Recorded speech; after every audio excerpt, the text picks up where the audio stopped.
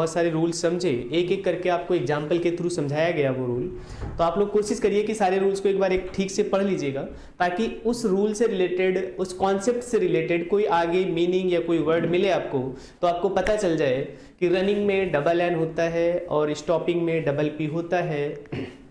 जबकि अगर आप आंसरिंग लिखते हैं ANSWER तो आर डबल नहीं होता है, क्योंकि उसमें रूल में आपको बताया गया था कि जब आपका HRWXY होगा तो R या WH और WXY डबल नहीं होगा। उसके अलावा आपको जब स्टॉपिंग और रनिंग का एग्जाम्पल बताया गया तो उसमें आपको बताया गया कि वो डबल हो जाते हैं। इसी तरीके से कुछ हम वर्ड्स डेली यूज करते हैं और उसमें बहुत कन्फ्यूजन होता है हमें कि ये वर्ड गलत है या सही है, ये वर्ड सही है या गलत है। इस कंफ्यूजन में ना रहे हम, तो आज हम एक बार ठीक से ब्रिटिश और अमेरिकन इंग्लिश का थोड़ा सा कॉन्सेप्ट क्लियर कर लेते हैं, क्योंकि ये वर्ड्स हमारी लाइफ में डेली आते हैं और हमें रोज कंफ्यूजन होता है।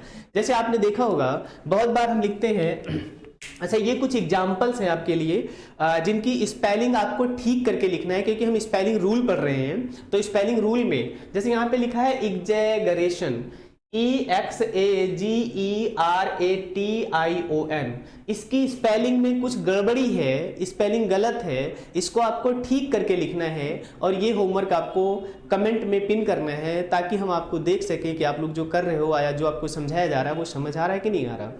तो एग्जैगरेशन लिखा हुआ है, इसका स्पेलिंग आपको ठीक करना है। फिर लिखा हुआ है मैथमेटिशियन, MATHMATICIAN, ये मैथमेटिशियन लिखा हुआ है और इसकी स्पेलिंग आपको ठीक करके लिखना है मैथमेटिशियन की। फिर उसके बाद वर्ड लिखा है कमिटेड, COMITED, इसकी भी स्पेलिंग आपको ठीक करके लिखना है, ताकि आपको मैं ये चेक कर सकूं या समझ पाऊं कि हाँ आप लोग स्पेलिंग ठीक से समझ पा रहे हैं। फिर इसके बाद लिखा है ब्रिलियंट, BRILLIENT लिखा हुआ है, यहाँ पे ध्यान से स्पेलिंग देखिएगा, BRILLIENT लिखा हुआ है और इसकी भी स्पेलिंग आपको सही करना है। जो ब्रिलियंट होगा वही ब्रिलियंट की स्पेलिंग सही कर पाएगा। तो जिसने ब्रिलियंट की स्पेलिंग सही कर दी समझ लो वो ब्रिलियंट है। यहाँ पे सेपरेट लिखा हुआ है SAPARATE, यहाँ पे स्पेलिंग लिखी हुई है SAPARATE, इसकी स्पेलिंग आपको ठीक करके लिखना है। उसके बाद और कुछ दो वर्ड्स हैं अच्छे, जैसे यहाँ पे लिखा है कम्युनिकेबल, COMMUNICABLE, स्पेलिंग इसकी ठीक करके लिखना है आपको। और यहाँ पे लिखा हुआ है सिस्टमैटिकली, SYSTAMATICALLY। अब इसमें जो स्पेलिंग रॉन्ग है वो आपको ठीक करनी है और जहां पर रॉन्ग है उसे ही ठीक करना है। ये ध्यान से आपको ये वर्क करना है। तो ये हो गया आपका स्पेलिंग को ठीक करने का, ये आपका होमवर्क हो गया एक्सरसाइज होगी। और ज्यादातर ऐसे ही वर्ड हमेशा आज तक SSC में पूछे गए हैं और वहीं से लिए गए ये वर्ड्स हैं जिनकी स्पेलिंग आपको हमेशा रेपिटेशन में पूछी गई है कि इनकी स्पेलिंग ठीक क्या होगी।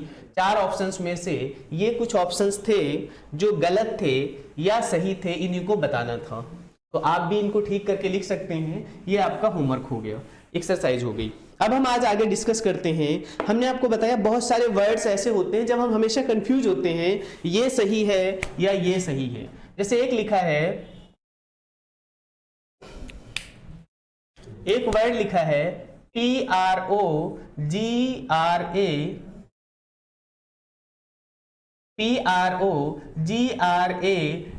एक वर्ड लिखा हुआ है PROGRAM और एक वर्ड लिखा हुआ है PROGRAMME। अब इसमें से ये नहीं समझ आता कौन सा गलत है या कौन सा सही है, दोनों गलत है या दोनों सही है। तो अगर आपको ये पता चल जाए कि ये अमेरिकन वर्ड है, ये अमेरिकन वर्ड है और ये ब्रिटिश वर्ड है, गलत कोई भी नहीं है। हम ज्यादातर इंडियन इंग्लिश में ब्रिटिश वर्ड का यूज करते हैं। हम ब्रिटिश वर्ड का यूज क्यों करते हैं वो आपको पता है, आपने इतिहास पढ़ा हुआ है कि अंग्रेजों ने हम पर शासन किया, तो अंग्रेज हमारे ज़्यादा क्लोज रहे, उन्होंने जो सिखाया, हम उनके साथ जो भी कन्वर्सेशन में वर्ड यूज करते थे तो वो मेनली ब्रिटिश वर्ड यूज करते थे, इसलिए हमारी जो इंग्लिश है वो मेनली PROGRAMME प्रोग्राम लिखते हैं हम लोग। क्या लिखते हैं? प्रोग्राम लिखते हैं। वर्ड ये भी गलत नहीं है, PROGRAM ये भी वर्ड सही है, बस ये डिफरेंस क्या है दोनों में, ये अमेरिकन वर्ड है और ये ब्रिटिश वर्ड है। इसी तरीके से हमारी डेली लाइफ में बहुत सारे वर्ड यूज होते हैं, जैसे एक वर्ड होता है रियलाइज, REALIZE, एक वर्ड होता है रियलाइज, और इसकी स्पेलिंग हम कई बार REALISE भी देखते हैं। क्या देखते हैं? SE भी देखते हैं। तो आज के बाद लाइफ में हमेशा के लिए कंफ्यूजन क्लियर हो जाना चाहिए कि स्पेलिंग चाहे REALIZE लिखी हो, चाहे स्पेलिंग REALISE लिखी हो, दोनों ही स्पेलिंग सही है। और अगर सही या गलत है तो क्या है कि ये ब्रिटिश इंग्लिश है और ये अमेरिकन इंग्लिश है, दोनों ही वर्ड सही हैं अपनी जगह पर। ये बात क्लियर हो गई।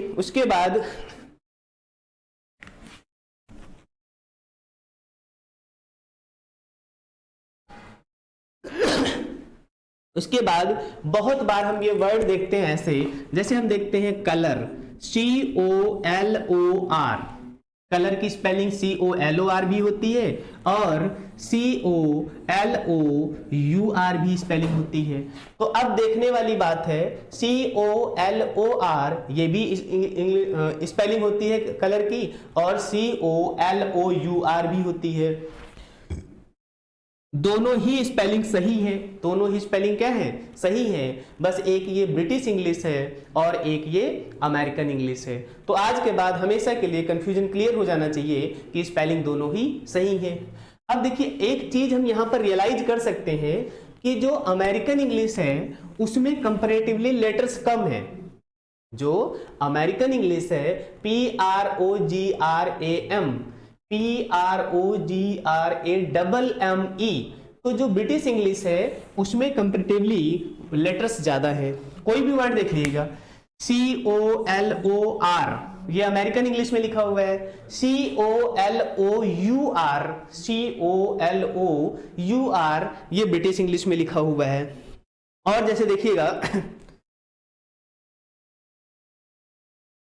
जैसे हम लिखते हैं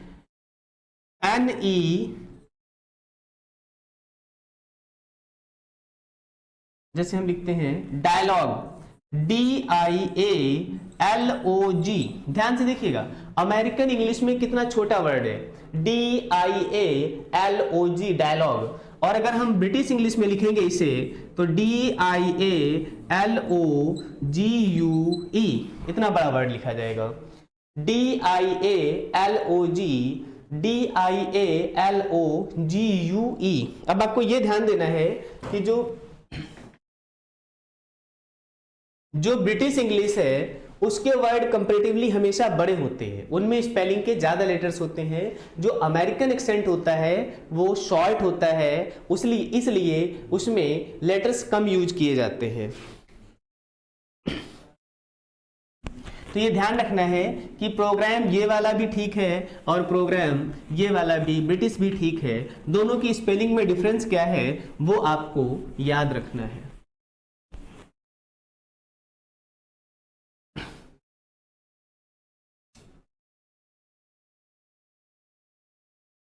इसी तरीके से जैसे हम अमेरिकन में नेबर लिखेंगे NEIGHBOR, और जबकि हम लोग ब्रिटिश में क्या लिखते हैं NEIGHBOUR, ये लिखते हैं नेबर की स्पेलिंग।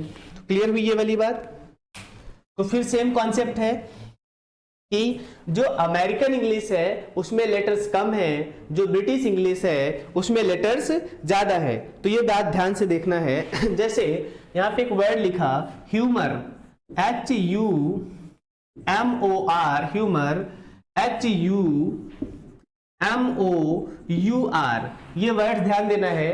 तो जो ब्रिटिश इंग्लिश है उसमें एक्स्ट्रा लेटर्स यूज किए गए हैं और जो अमेरिकन इंग्लिश है उसमें कम लेटर्स यूज किए गए हैं।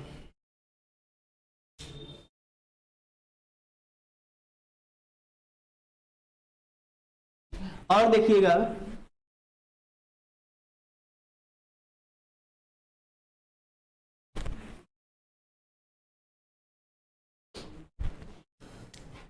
जैसे हमने यहां पे लिखा ट्रैवलर, TRAVELER, ट्रैवलर, और अगर यही हम ब्रिटिश इंग्लिश में लिखेंगे तो TRAVELLER, क्या हो जाएगा? TRAVELLER, ये ट्रैवलर हो जाएगा। और इसमें क्या होगा? TRAVELER होगा। इस तरीके से तो अमेरिकन इंग्लिश में कम लेटर्स का यूज होता है और ब्रिटिश इंग्लिश में ज्यादा लेटर्स का यूज होता है। जैसे हम ज्वेलरी लिखते हैं JEWELLERY,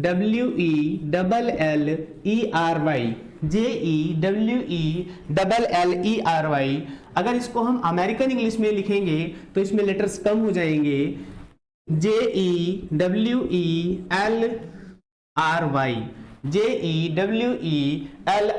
क्या हो जाएगा? JEWELLRY।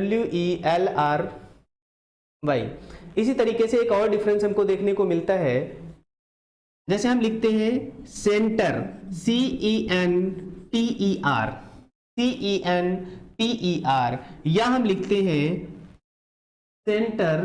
तो अगर हमें इसको ब्रिटिश इंग्लिश में लिखना पड़ेगा तो हम लिखेंगे CENTRE। तो दोनों ही वर्ड सही हैं, दोनों ही वर्ड सही हैं, कंफ्यूजन नहीं होना है। यहां पर TER है और यहां पर TRE है। तो क्या डिफरेंस है? जो अमेरिकन इंग्लिश है इसमें TER होता है, सेंटर, और इसमें